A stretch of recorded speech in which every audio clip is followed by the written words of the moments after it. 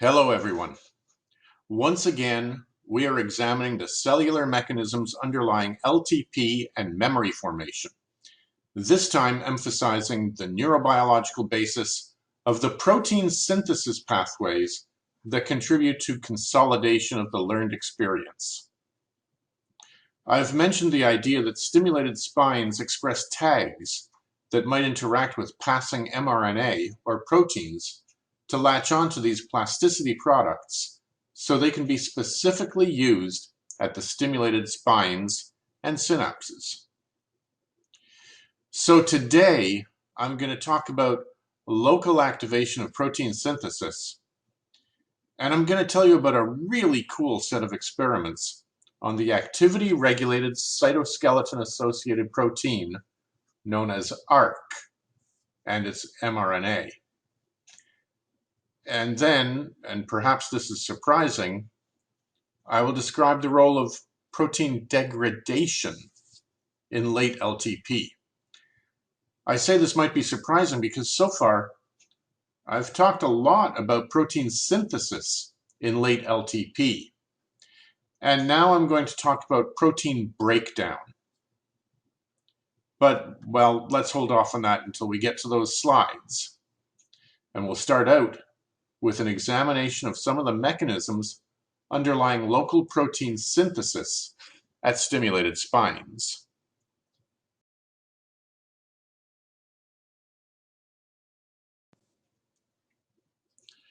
Now, this first slide is really just to remind you that second messengers, such as kinases, receptors, and others that are available in the spine under basal conditions, may not be sufficient to continue the job of potentiating the synapse beyond the initial stage. Indeed, we saw previously that under conditions of weak tetanic stimulation, the preferential activation of kinases over phosphatases will insert receptors into the membranes and perhaps enhance conductance through receptors that already exist in the membrane. Accordingly, the machinery that is needed for initial induction of LTP is present in the spine under basal conditions.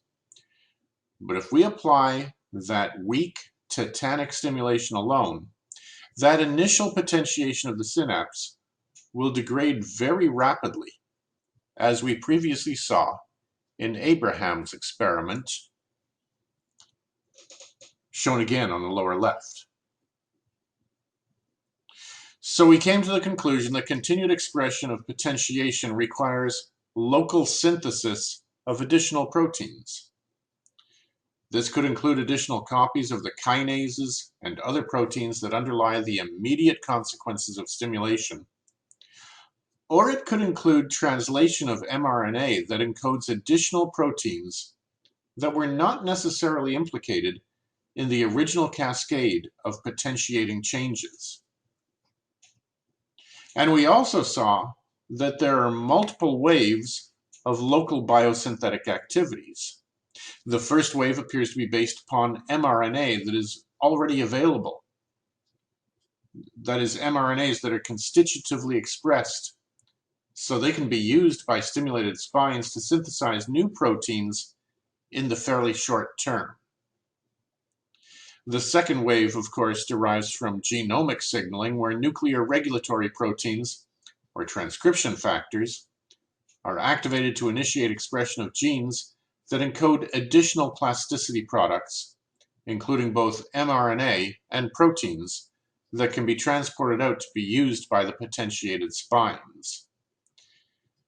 This, of course, would also call for local protein synthesis using the various mRNAs that arrive at the base of the spine. And so local translation of mRNA is the theme of the diagram on this slide, illustrating the idea that activated kinases stimulate proteins that the diagram refers to as translation factors to induce mRNA local polyribosomes to synthesize the proteins that will then be used as trafficking agents, receptors, scaffolding, and cytoskeletal structures, and additional enzymes.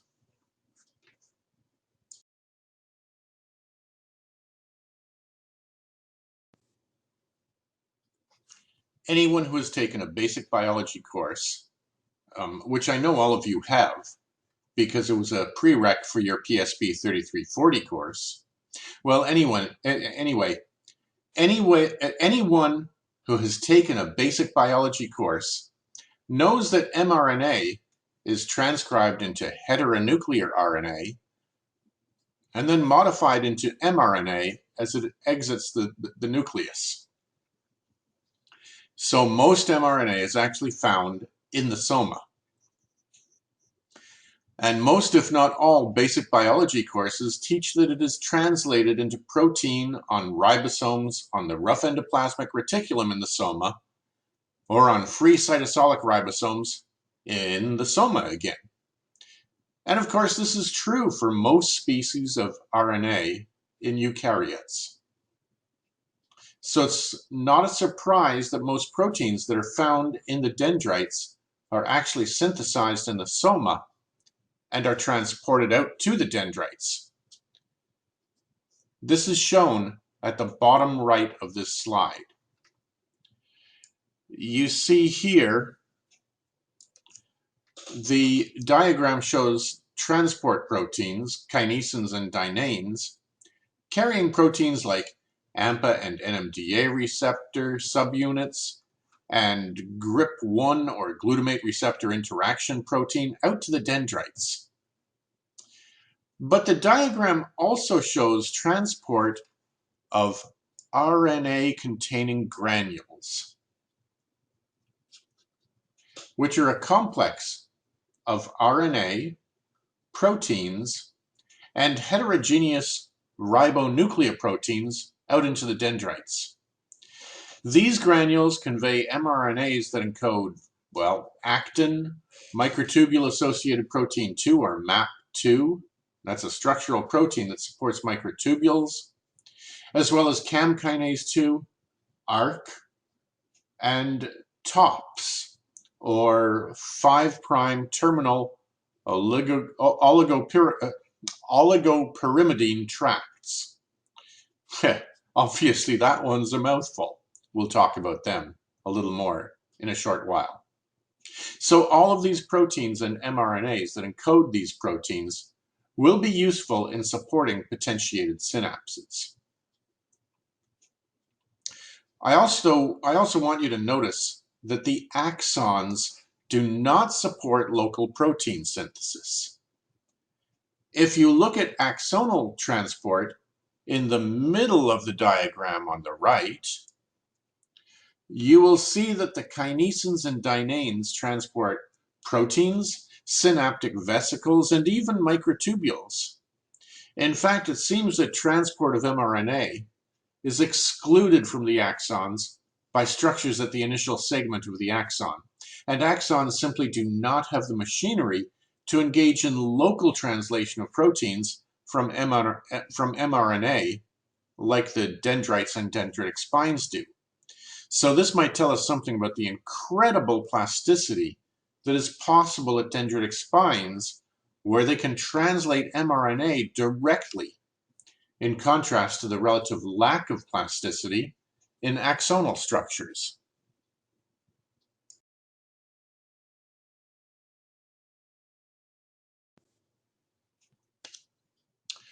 Okay, so let's take a leap forward to the point where the mRNA has actually arrived at the dendritic spines.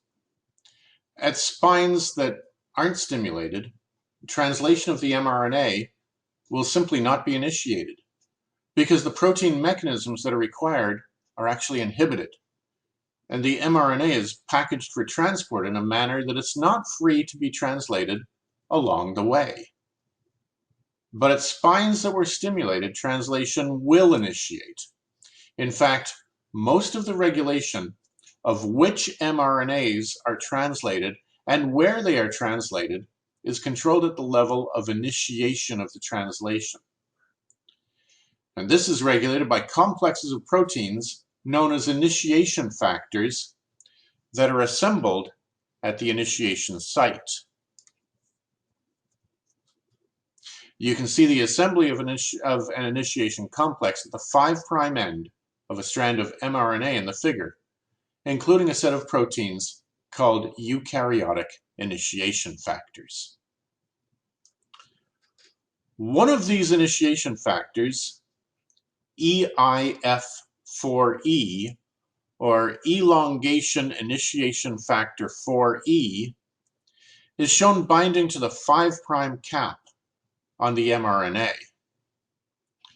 This cap is involved in stabilizing and transporting the mRNA, but also in enhancing the translational efficiency of the mRNA. The EIF4E protein is actually the rate-limiting component of the eukaryotic translation apparatus, meaning that translation proceeds according to the availability of this protein.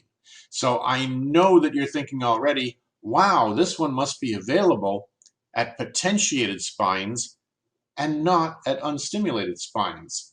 And if you were thinking that, you're absolutely correct. But EIF4E is also implicated in actual assembly of the whole initiation complex and in the binding of the mRNA with the ribosome in order to initiate the protein synthesis. And then other members of the initiation complex include proteins that function as ATPases to provide energy for translation, and RNA helicase to unwind the mRNA, and others.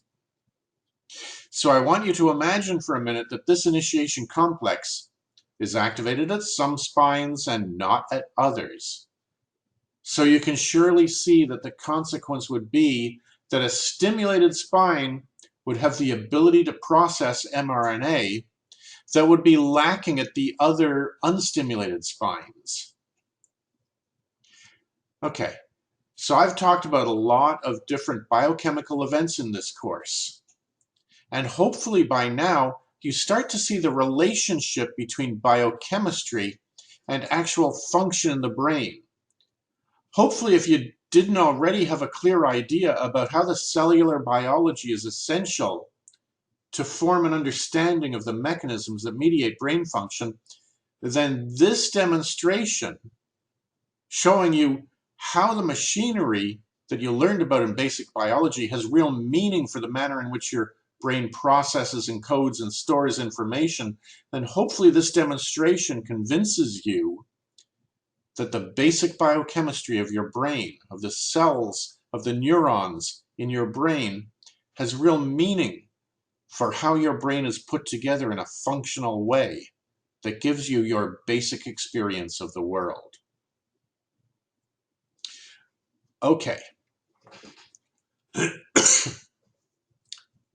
So, of course, initiation is not the only action involved in protein synthesis in the spines. Beyond that first step of initiation, there are additional proteins that are implicated in the elongation process, or moving the translation along the length of the messenger RNA. And this includes eukaryotic elongation factor 2, which promotes the energy-dependent translocation of the mRNA to the ribosome, or the ribosome along the mRNA. Another essential elongation factor is elongation factor 1 alpha, which is responsible for the delivery of transfer RNAs to the ribosome. And each of these mechanisms can also be regulated. However, the preponderance of evidence indicates that the initiation steps are the most important for an understanding of the factors that regulate where protein synthesis happens, specifically at the stimulated spines.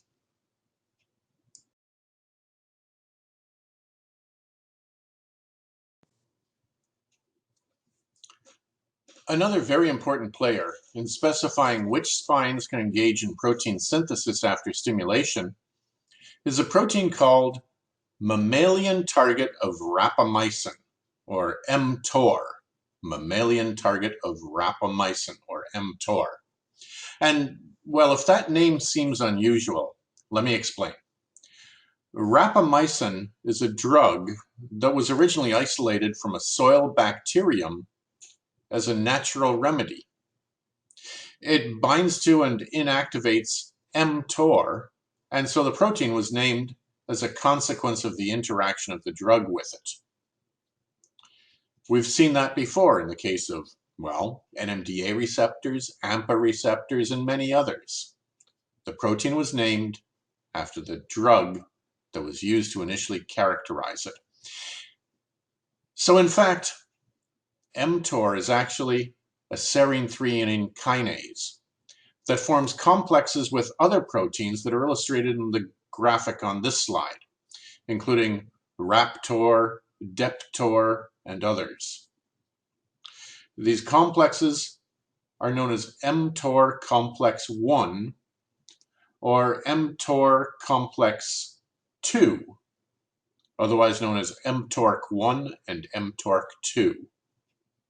Now, for our purposes, we're going to focus on mTORC1. In this form, mTOR is actually implicated in late LTP. In fact, rapamycin inhibits mTORC1, and administration of rapamycin, which blocks mTORC1, disrupts late LTP, as shown here in the graph. These are the recordings from sections that were stimulated or that were treated with rapamycin. Now, admittedly, this graph is a little messy, but you should be able to see that the rapamycin-treated sections did not exhibit enduring LTP, in contrast to the vehicle-treated controls and another set of sections treated with FK506.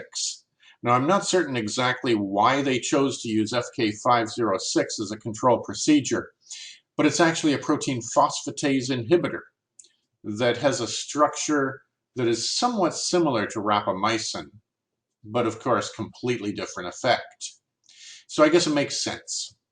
In any case, the vehicle-treated sections and the FK506 treated sections showed normal enduring LTP, and the rapamycin-treated sections that would block the formation of mTORC1 complexes showed diminished endurance of the LTP.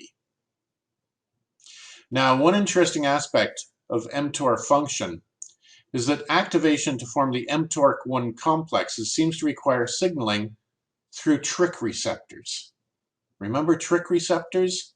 The ones with the tyrosine kinases inside that are activated by growth factors. And in the hippocampus, any action through TRK receptors, the first thing you're going to go looking for is actions of the growth factor BDNF, because it is so abundant in the hippocampus. So if you remember, I also previously introduced the idea that BDNF signaling through TRK receptors was important in LTP. So we're going to take a closer look at BDNF signaling in just a minute. But before we go there, I want to note that mTOR seems to be able to form activated mTORC complexes only when cellular conditions are amenable or healthy, including availability of growth factors like BDNF, availability of amino acids for protein synthesis, and availability of energy supplies, and so on.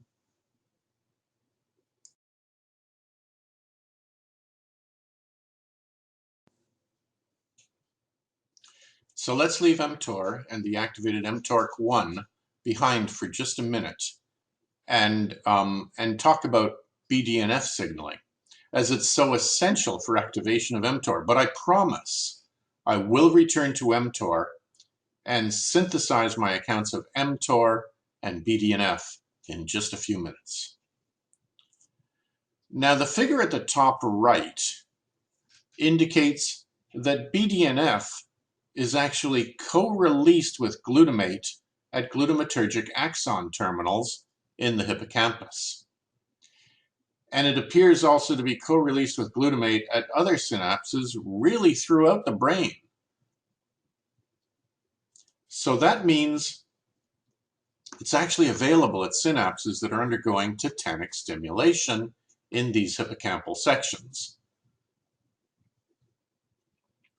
However, presynaptic release of BDNF is actually not the only source of its availability at activated spines. It's also released by glial cells and by the postsynaptic spines themselves.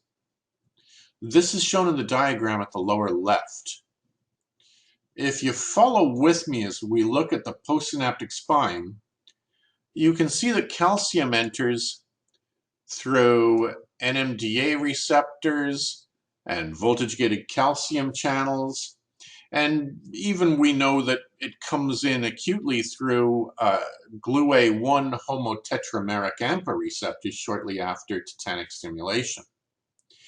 Anyway, the rise in the intracellular calcium concentration triggers release of calcium from endoplasmic reticulum stores through ryanodine receptors, as we've seen before. In fact, we've seen all of these actions before. But the next step is new to us. The rise in calcium concentration can actually do two things. It can cause release of vesicles of BDNF, and it can also set up a wave of signaling to further amplify the calcium release from the endoplasmic reticulum stores. And then, illustrated in the box in the diagram, the BDNF actually binds to the TRK receptors in the membrane, and the tyrosine kinase activity from those receptors activates inositol triphosphate to increase, or through a cascade activates that inositol triphosphate to increase the concentration of inositol triphosphate, thereby further increasing the intracellular calcium signal by activating inositol triphosphate receptors on the endoplasmic reticulum. Now, I'm sure by this point that I don't even need to tell you that the amplified postsynaptic calcium signal could play a huge role in activating the spine. And in fact, there's lots of evidence implicating BDNF in LTP. And this includes observations that strong high-frequency stimulation increases the extracellular concentration of BDNF, as you might expect from this whole model. Also, that administration of BDNF actually enhances the ability of milder forms of tetanic stimulation to produce robust LTP. And then there's also the observation shown on the graph at the lower right that administration of BDNF alone to hippocampal sections without stimulation produced an LTP-like increase in synaptic strength. And again, that is without the need for any tetanic stimulation whatsoever. This was with only the administration of BDNF. And this treatment also increases insertion of AMPA receptors into the postsynaptic membrane and increases the density of dendritic spines. I hope all of these facts convince you that BDNF plays a very important role in synaptic potentiation.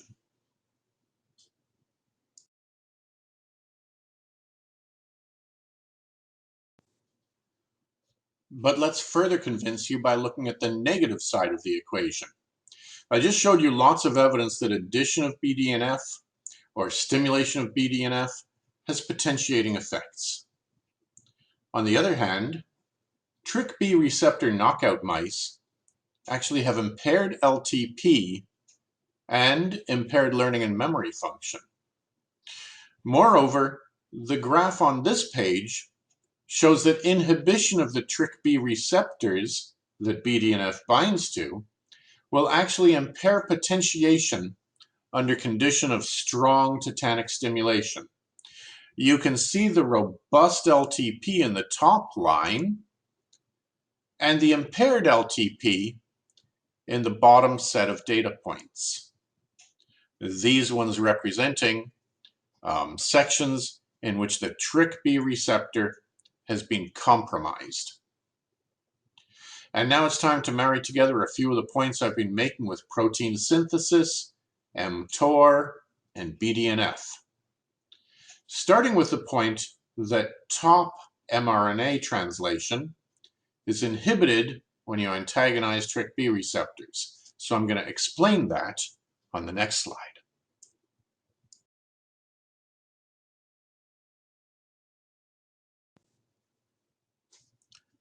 All right.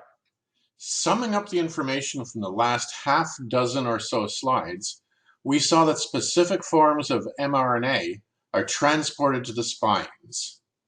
And then at the spines, there's a requirement to utilize ribosomal proteins, initiation factors, and elongation factors to engage in local protein synthesis. We saw that mTOR, a serine-threonine kinase, forms mTOR complex 1 or mTORC1 when activated. We also saw that mTORC1 is required for late LTP, which suggests that it is implicated in local protein synthesis. And then we saw that BDNF is strongly implicated in LTP, amplifying the calcium signal and promoting especially late LTP. So let's put it all together. But in order to do so, I have to tell you about 5' terminal oligopyrimidine tracts, or 5' top mRNAs. Top mRNAs are a family of mRNAs that encode at least 92 proteins of the translational machinery in humans. This includes ribosomal proteins, initiation factors, and elongation factors. They all have the 5' cap that eukaryotic initiation factor, EIF4E, binds to. Remember from the, the third or fourth slide of this lecture? That cap controls initiation of translation at all top mRNAs. All of those mRNAs that encode proteins that are involved in the translational machinery in humans.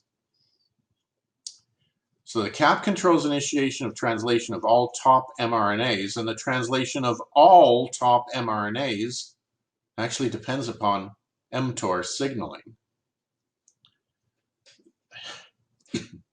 The small diagram at the upper left shows the activated mTORC1 complex. And it shows that it phosphorylates 4 EBPs, S6Ks, and others. Let's see what those are. And of course, it's not so critical to memorize all these pathways. You can always look them up. I mean, that's part of the reason why we have open book exams here. But rather, I'm hoping that everyone will have a solid appreciation for how they work, so you actually know what to look up. The far left of the bottom left figure shows the 5' cap on a top mRNA over here, and the eukaryotic initiation factor 4E, or EIF4E, that we previously saw is bound to it. However, you can see down there at that bottom left corner that a 4E binding protein is bound to the EIF4E, and that actually prevents translation and prevents the formation of that initiation complex. But in a stimulated spine at which BDNF signaling has activated mTORC1, the mTORC1 phosphorylates the 4E binding protein, causing it to release the EIF4E. Now the EIF4E can activate translation of the top mRNAs that encode the machinery of local protein synthesis. Is that cool or what? At activated spines in these hippocampal preparations, you can actually selectively turn on the translational machinery that makes the proteins that are involved in further translation of mRNAs that become available to that activated spine. Again, is that cool or what? Okay, but wait, there's still another part. Because remember, I described that the second stage is elongation. And surprise, the same pathway from BDNF to mTORC1 is implicated. This time, the kinase mTORC1 phosphorylates S6 kinases. They phosphorylate eukaryotic elongation factor 1A, or EF1A, to allow it to chaperone the transfer RNAs to the ribosome, so the translation of the mRNA to protein continues beyond the initiation step. In this manner, the actions of BDNF through the mTORC1 signaling pathway, specifically at stimulated spines, controls which spines can engage in local translation of mRNA to support the late stages of LTP and, by extension, the consolidation of memory. Let's think about that just a little bit further. We've got the glutamatergic synapses, let's say the Schaefer collateral inputs to the CA1 pyramidal cells. We know that those release glutamate. Now we know that those also release BDNF. And we know that the influx of calcium further produces release of BDNF from the postsynaptic spine, and that this causes cascades of signaling that ultimately activate mTOR. And the mTOR forms a translational, or forms a kinase complex called mTORC1. The mTORC1 frees up the eukaryotic initiation factor 4E so that it can induce the translation of top mRNAs that are involved in the whole translational machinery. And the mTORC1 also phosphorylates the S6 kinases that then phosphorylate the eukaryotic elongation factor 1A that's responsible for bringing the transfer RNAs to the elongation complex, to the ribosome, so that we can translate along the length of the messenger RNA. This is an incredible mechanism whereby your dendritic spines, when they are activated, are able to selectively engage in expression of messenger RNA to make new proteins in the later phases of LTP, and the spines that have not been activated are not doing this.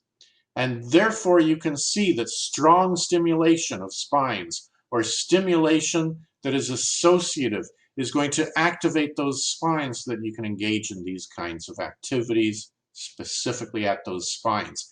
This is fundamental to the initiation of learning and memory processes in your brain.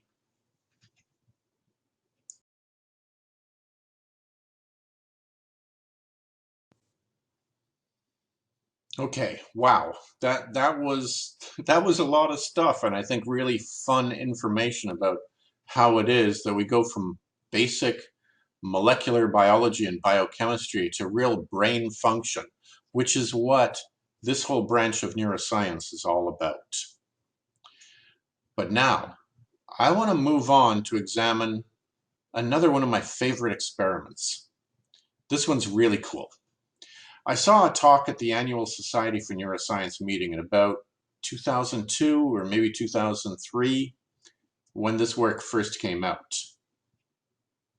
The lab chief of this group, a guy named Oswald Stewart, presented this work. And at the time that I sat in that talk, I'd never heard about it before. And he engaged my attention right away because this work just seemed so brilliant and exciting and well designed and put together. And at that time, there really was very little known about specific translational activities that occurred at spines in terms of which mRNA might be translated or how it got there and so on. So I was really blown away by the elegance of the experiments he described. Let's take a look at them. So it was known that some of the principal messengers that are involved in LTP can be rapidly translated after tetanic stimulation, including CAM kinase mRNA and AMPA receptor mRNA and so on.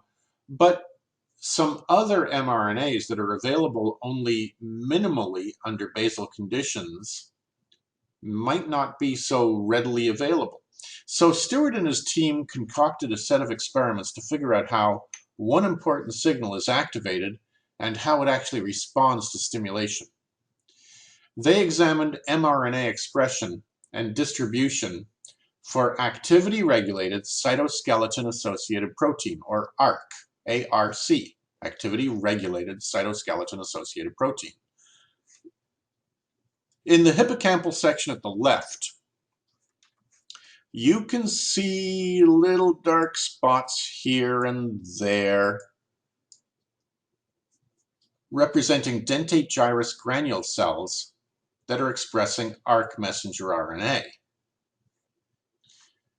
Obviously, the expression is there, but under these basal conditions, it's not particularly robust.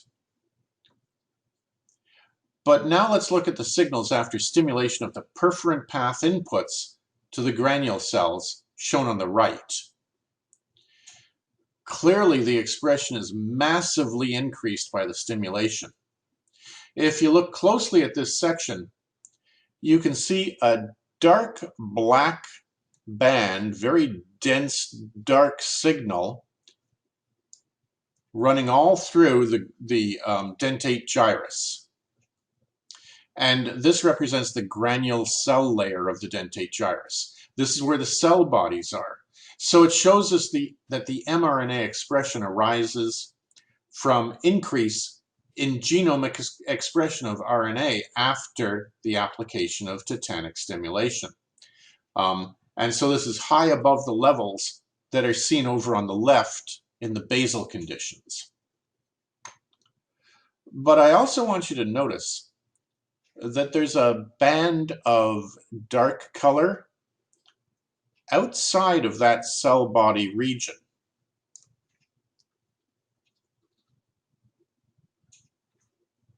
This layer is known as the middle molecular layer.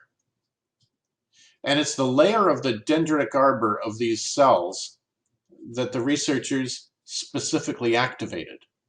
So they selectively stimulated the perforant path axons that specifically input to this layer of the dendrites. Now, it actually looks like the newly synthesized mRNA, which is coming from these genomic cascades, was being selectively targeted to that layer, or perhaps was distributed out widely from the soma into the dendritic arbor, but selectively trapped and held in that stimulated inner molecular layer of the dendritic arbor of the granule cells of the dentate gyrus. Okay, that's pretty exciting. but I want to make a couple of comments about the experimental protocol. One is that the stimulation parameters that they used were really obscene. If you take a look here, you can see a description of it.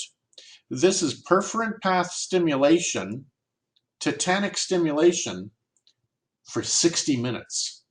So they stimulated those perforant path inputs with high frequency stimulation for 60 minutes.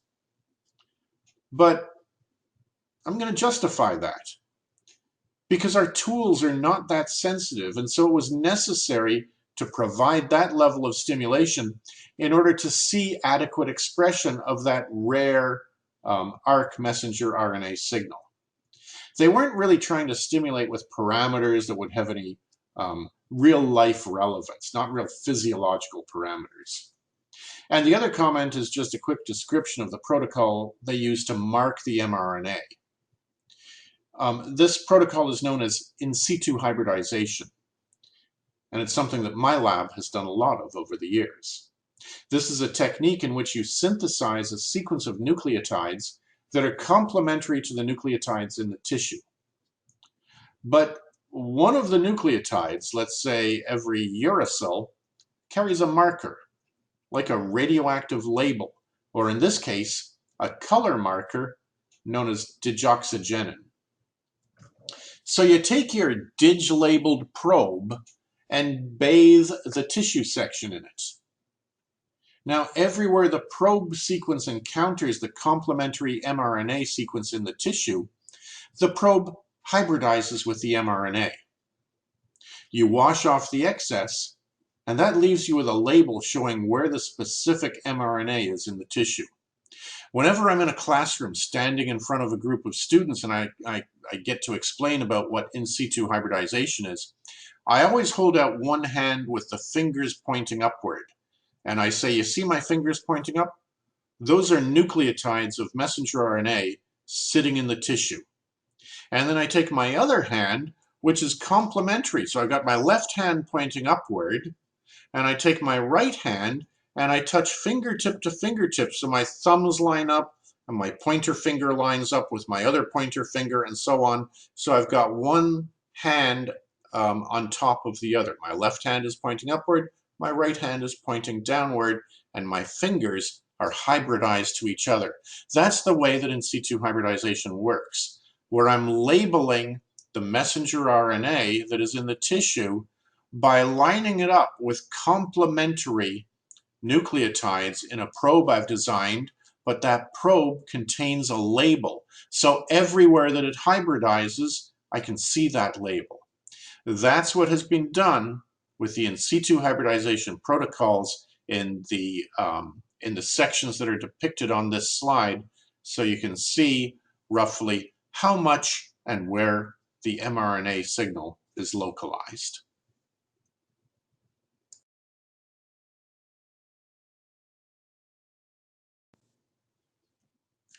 In this next set of illustrations, you can see the granule cell layer of the dentate gyrus under basal conditions at the far left.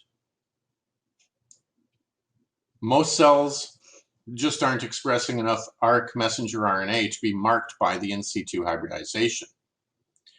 However, the next image over shows the granule cell layer and a close-up of the activated middle molecular cell layer after stimulation.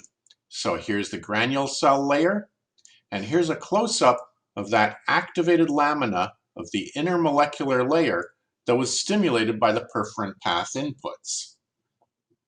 And a drawing of the dendritic arbor showing that layer of perforant path axons is shown next.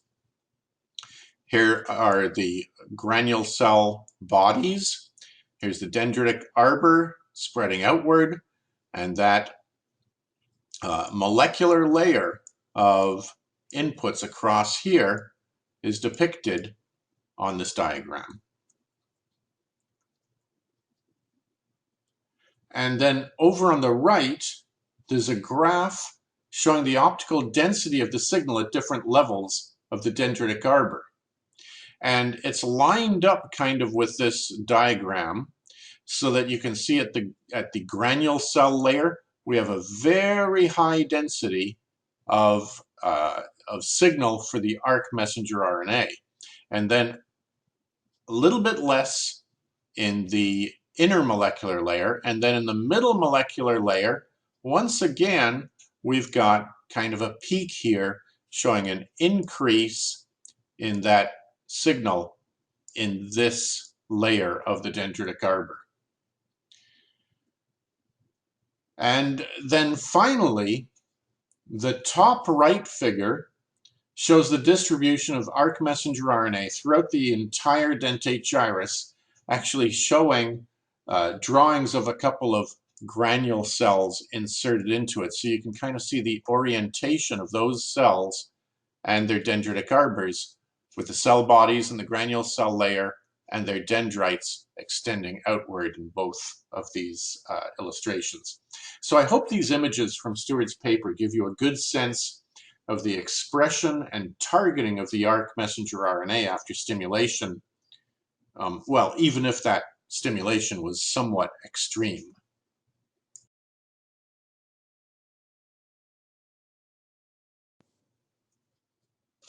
This next slide shows a time course of the ARC mRNA induction. In this experiment, rats were actually given an electroconvulsive shock to induce the ARC mRNA broadly. The impact of the electroconvulsive shock is shown at the far left. You can see a massive induction of ARC messenger RNA at the cell body layer, and it's also distributed out into the dendritic arbors, but with no specific targeting, it seems. And then the next three images show a time course for the effects of stimulating the perforant path inputs to the middle molecular layer across 15, 30, and 60 minutes of stimulation. After 15 minutes of stimulation, the ARC mRNA was starting to be targeted to that middle molecular layer, but it's still abundant in the inner and outer molecular layers. By 30 and especially 60 minutes, we can see a much finer focusing of the ARC mRNA, much more selectively targeted to the middle molecular layer, and even having lower levels in the inner and outer layers than it did at an earlier time point. And of course, you can see the quantification of the optical density of that signal in the graph at the upper right. So it turns out that ARC messenger RNA in the unstimulated layers is actually actively broken down, whereas in the stimulated layer, it seems to be trapped and held and potentially used in potentiation of the spines and the synapses.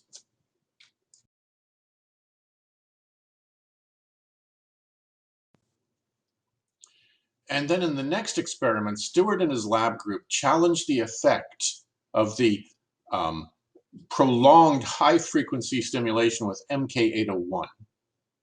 First applying electroconvulsive stimulation to get the broad distribution of ARC mRNA prior to any drug treatment. And that's important because they induced the mRNA actively in all of the dentate gyrus granule cells. And then they applied 2 hours of perforant path stimulation in either the presence or the absence of MK801. Now, the bottom section is a control that was not treated with MK801. You can actually see the site at which the vehicle solution was administered through a micropipette. There's a little track there that marks where the micropipette was. And with the vehicle treatment, you can see that the ARC mRNA is induced across all of those granule cells of the dentate gyrus. But then in comparison, you can see in the top section that the ARC messenger RNA is missing entirely from the region of the dentate gyrus where the MK801 was administered. Now remember, they induced the ARC-mRNA before the drug treatments by doing the electroconvulsive stimulation.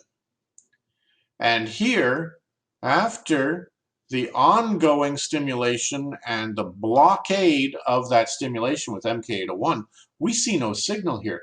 So clearly in the absence of ongoing stimulation, or stimulation that is blocked by blocking the calcium influx, by blocking the NMDA receptors with MK801, then the ARC-mRNA is actually broken down in the cells that were unable to respond to that stimulation. And of course, the trapping of the ARC-mRNA at the middle molecular layer is completely absent in these cells. And so the ongoing expression of ARC-mRNA, the prevention of breakdown of the ARC-mRNA, and the trapping of ARC-mRNA in the activated layer are all dependent upon stimulation-induced calcium signaling, starting out with calcium influx through NMDA receptors.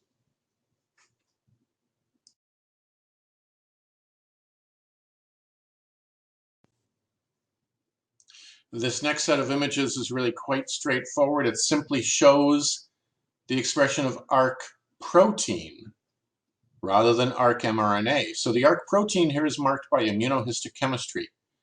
And you can see it at the lower and higher level of magnification in these two images that the ARC protein was abundantly expressed in the soma and also in the activated middle molecular layer of the granule cell dendritic arbors. So this simply illustrates that the targeting of the ARC-mRNA had real functional consequences, as the mRNA actually is translated to protein right at the site where it was targeted to active spines by the high-frequency stimulation.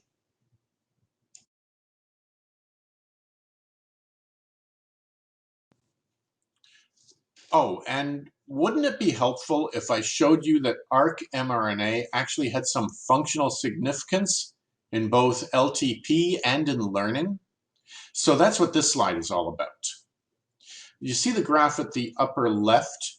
It shows the impact of an antisense oligonucleotide to ARC messenger RNA.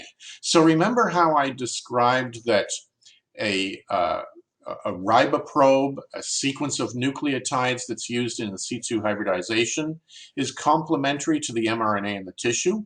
Same kind of idea with an oligonucleotide. This is a sequence of nucleotides that's complementary to the mRNA. But what happens is, if you administer this, if you bathe your section in this, it's going to hybridize with the mRNA, and then the mRNA is not going to be functional. So it's going to block that mRNA from being translated, because you can only translate single-stranded mRNA, not double-stranded mRNA. So the graph at the upper left shows these consequences.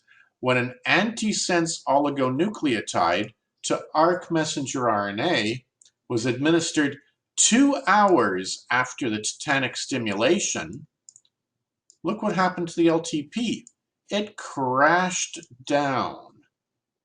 Basically, the blockade of translation of ARC messenger RNA 2 hours after tetanic stimulation eliminated late LTP.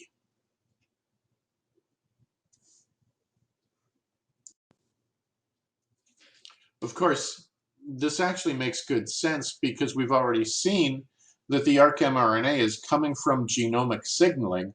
So 2 hours after the fact, we're just getting to the point that we're going to start to be working with that ARC-mRNA. And so silencing it is going to have an impact on the LTP. The time course seems about right. However, the bottom graph shows that administration of the ARC antisense oligonucleotide 4 hours after the stimulation had no impact on the enduring LTP. So by this time, the ARC-mRNA is already being translated to protein. The protein is already there, and so potentiation of the spines is maintained. And, excuse me, and then in terms of real life implications, Stewart and his team also showed that if you house rats in their standard shoebox cages, then basal hippocampal ARC-mRNA expression is very low, shown in the upper section of the hippocampus. But if, on the other hand, the rats are raised in complex, enriched environments with toys and running wheels and social mates and so on, the ARC-mRNA expression is much, much higher. In other words, a stimulating environment is impacting the hippocampus, so a translatable mRNA that is associated with synaptic plasticity is greatly upregulated. So once again, the impact of stimulation in LTP and the impact of environmental stimulation or learning opportunities seem to line up.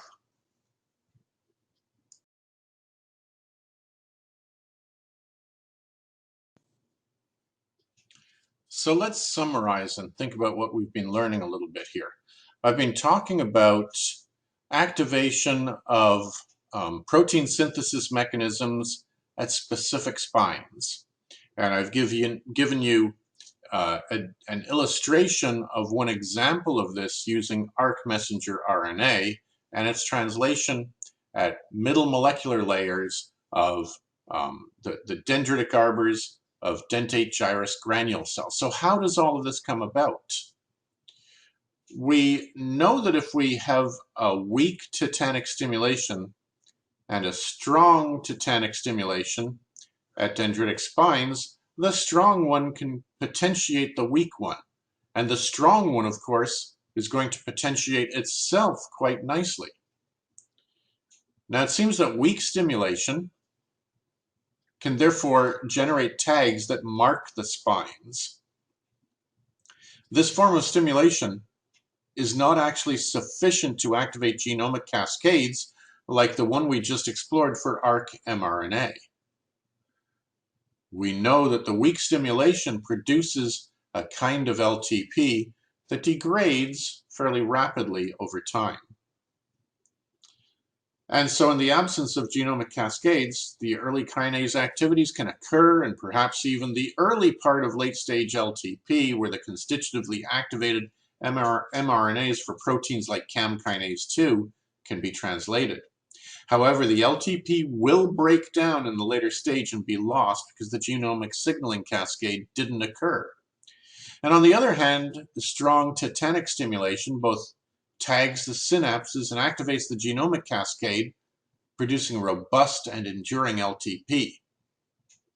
And then if weak tetanic stimulation is paired with strong stimulation, or with a postsynaptic depolarization, or antidromic activation, the weak stimulation tags the spine, and that strong stimulation, or postsynaptic depolarization or antidromic activation, produces the genomic cascade. And if these overlap in either order, the synapses will be potentiated. And if they don't overlap, shown in the bottom illustration here, then there won't be potentiation that goes beyond the initial induction procedure, the initial tagging that doesn't produce anything else. So, you've actually just seen an explanation of the biological basis of spatiotemporal specificity in LTP. And if you think about it, it seems like a pretty good approximation of a biological description of classical conditioning too.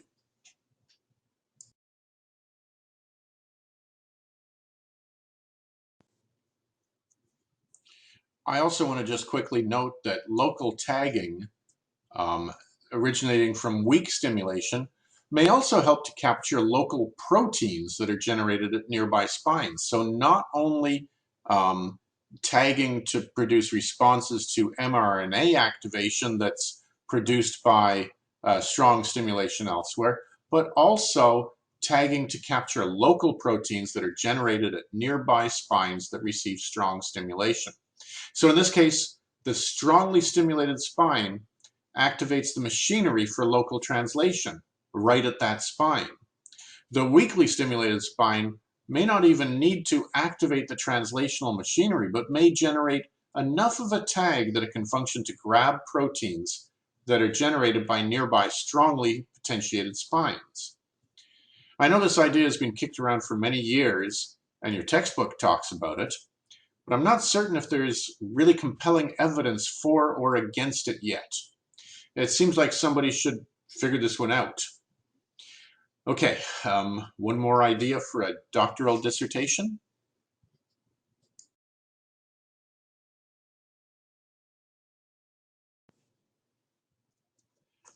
Okay, I've got one last story to tell you for chapter 6, and that's the story of the ubiquitin proteasome system.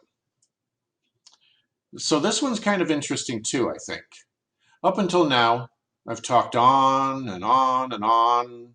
Okay, it's not that bad, right? Anyway, I've talked on and on and on about transcription of DNA to RNA and translation of RNA to proteins.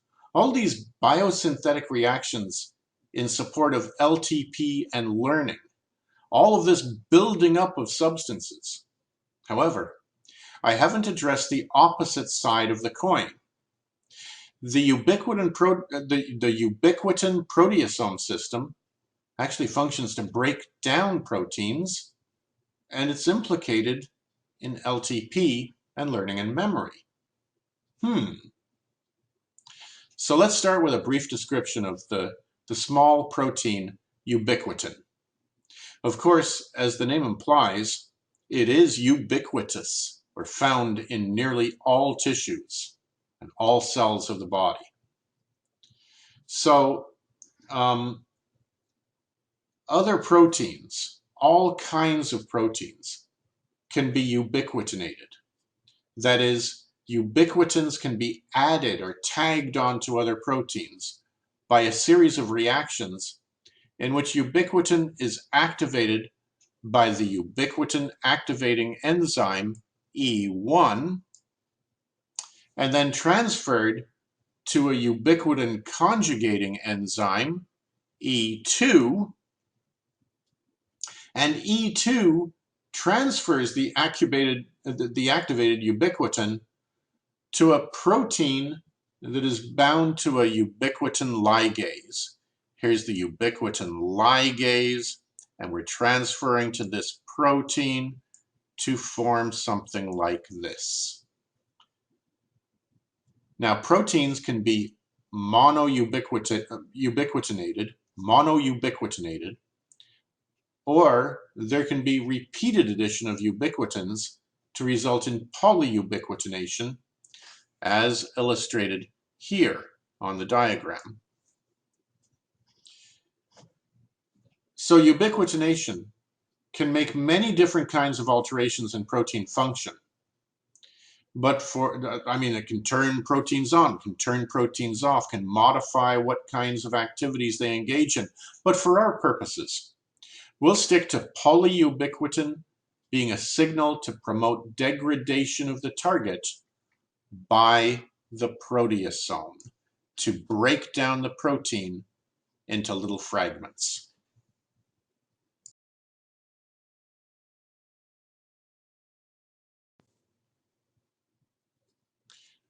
Of course, this is a normal part of the life cycle of a protein, and all proteins are eventually broken down.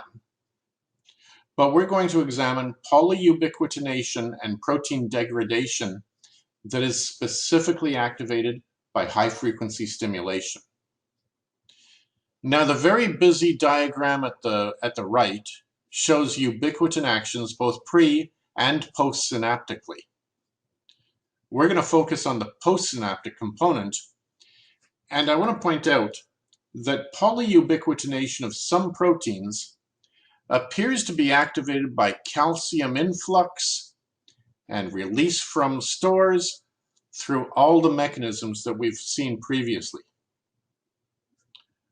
So, as the first line of text I wrote on this slide expresses, influx of calcium through NMDA receptors activates the E3 ligase that attaches to and tags specific proteins. Those target proteins include the regulatory subunits of protein kinase A. And hey, that makes sense. If you break down the regulatory subunits of protein kinase A, you prolong the activity of protein kinase A by preventing the reassociation of the regulatory subunits with the catalytic subunits. If you remember, back when I described the kinases, which I think was back in chapter 4, I talked about how important it is to prolong their activity. I even hinted that one fate of the regulatory subunits after they dissociate with the catalytic subunits is to be broken down. Well, we've come full circle and we're now seeing a mechanism for that early claim.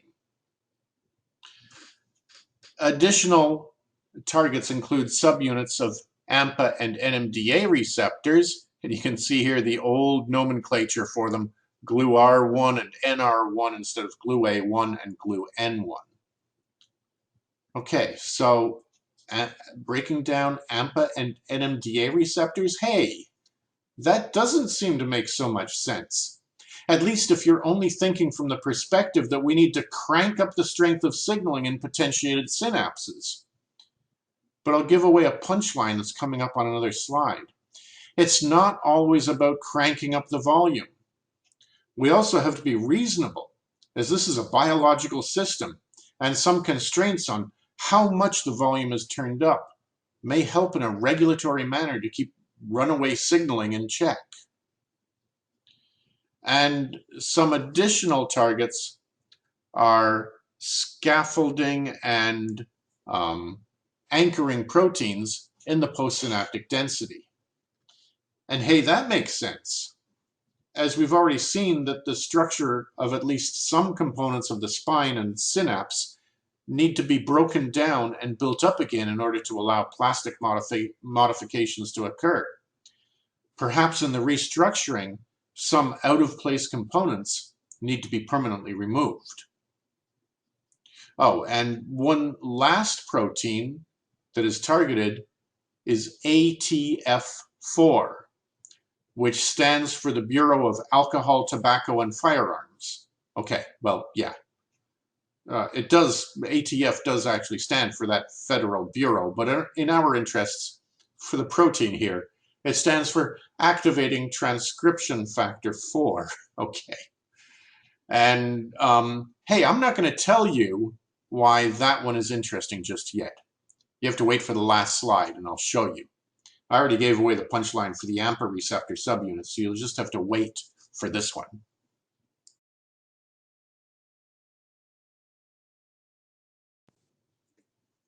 In the meantime, let's look at an experiment that shows us how important the ubiquitin proteasome system is in LTP induction. On this graph, we can see that Dong and collaborators administered high-frequency tetanic stimulation to Schaefer collateral inputs to the CA1 pyramidal cells and got robust LTP that endured for, well, the 4 hours or so of the experiment and showed no sign of decay, shown of course there in the open circles that I just traced. But using the same stimulus parameters, in some sections they pre-incubated the sections with the specific irreversible proteasome inhibitor clastolactocystin beta-lactone. Okay, another mouthful. We'll just call it beta-lactone, okay? So they incubated some sections with beta-lactone. They incubated other sections with a structurally different proteasome inhibitor called epoxomycin. And look what happened. The sections that were incubated with the proteasome inhibitors show enhanced induction of LTP, with much greater initial responding than the stimulated but untreated controls. However, the potentiation in these sections was transient, decaying back to baseline by about 2 hours. So this is a very unusual pattern of responding. Let's tackle the initial overexuberant potentiation first. I already showed you that the proteasome degrades ionotropic glutamate receptor subunits, and I hinted that the degradation of those subunits may serve to put on the brakes on LTP induction. So if I inhibit the proteasome, the brakes are off. And then what do you think we're going to get? The synapse, of course, shows an extreme overpotentiation.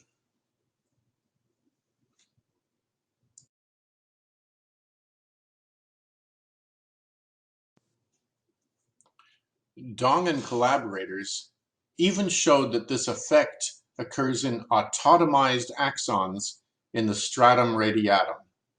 Remember the experiment before where I showed you that they cut the apical dendritic arbor away from the soma.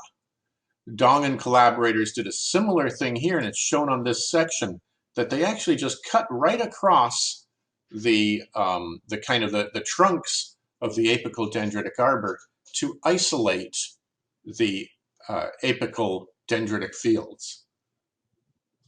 And so the same effect occurred in these autotomized axons in the stratum radiatum. And so accordingly, even the initial translation of local mRNA contributes to the overexuberant potentiation. The proteasome appears to play a regulatory role in insertion of AMPA receptors and synthesis of new proteins like CAM kinase and others.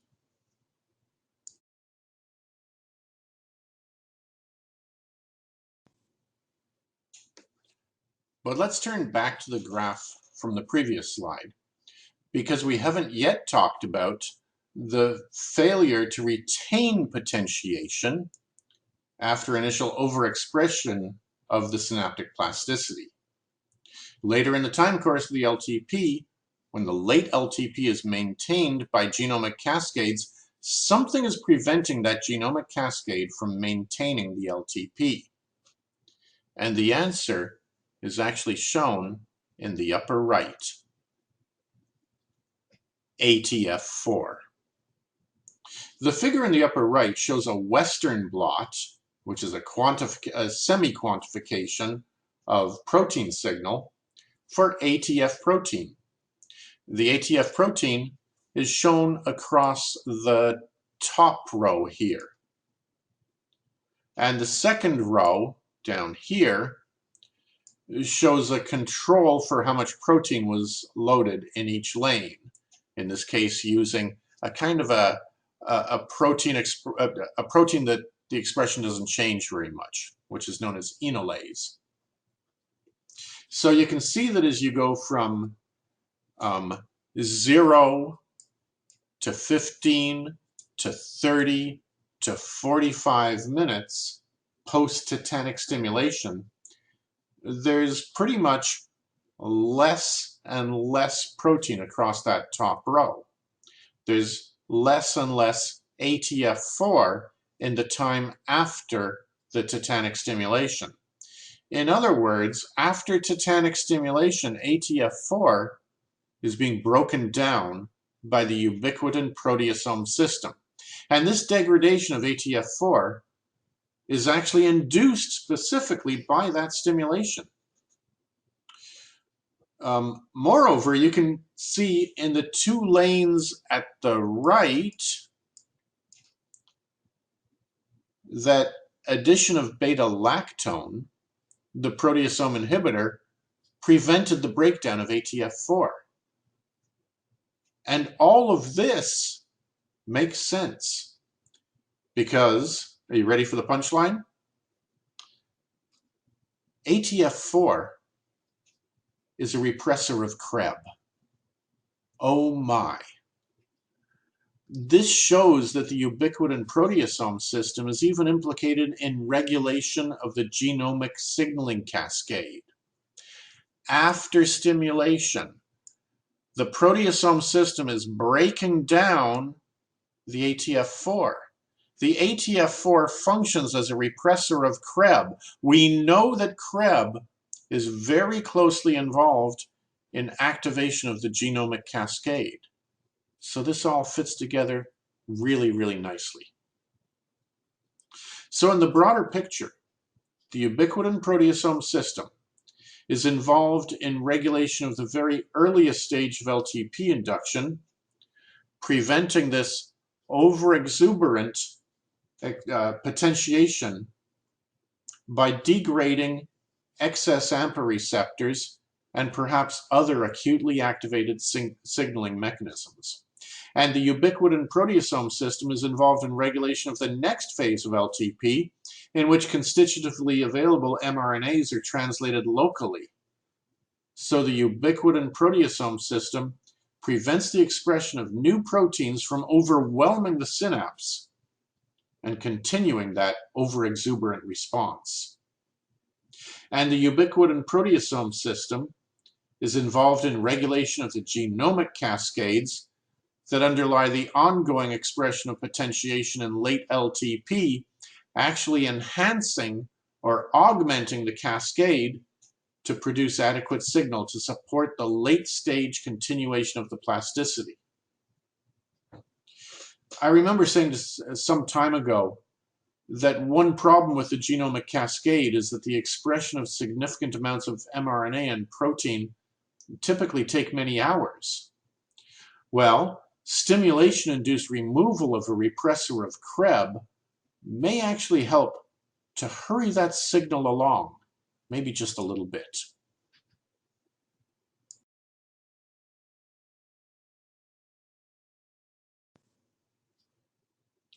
Okay, finally, I'm going to sum up this time by stealing the summary directly from your textbook. Simply put, the ubiquitin proteasome system works in the spines, the dendrites, and the soma. In the spines, it regulates existing proteins that are implicated in the acute induction of LTP, including enzymes and AMPA receptors. In the dendrites, it regulates local protein synthesis that's necessary to promote the ongoing expression of LTP. These mechanisms are largely to prevent overexpression, although, as the summary notes, the local synthesis of proteins, although probably repressed by the proteasome system early on in the protein synthesis dependent phase, may switch over later to target different sets of proteins and actually enhance the translation of scarcer mRNAs arriving from the genomic cascade. And finally, the role of the proteasome in relation to the genomic cascade is clearly to promote and sustain the genomic signaling to support the late stage LTP.